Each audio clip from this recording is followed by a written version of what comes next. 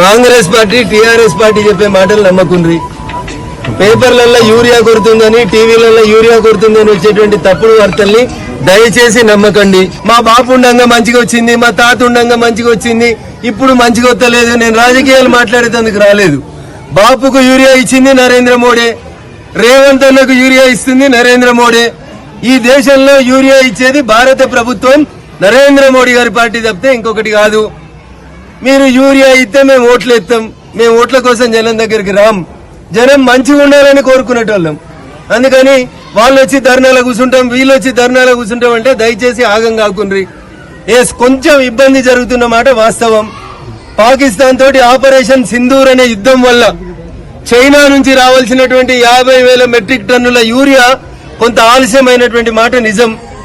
కలుగుతున్నటువంటి అసౌకర్యానికి మేము చింతిస్తా ఉన్నాం. టీవీలలో వార్తలు, పేపర్లలో వార్తలు చూసి బాబు ధర్నా చేయమన్నాడు, మా కాలంలో మంచిగా ఉందని తప్పుడు ప్రచారాలను నమ్మి ఎవరు ధర్నా చేయకండి దయచేసి.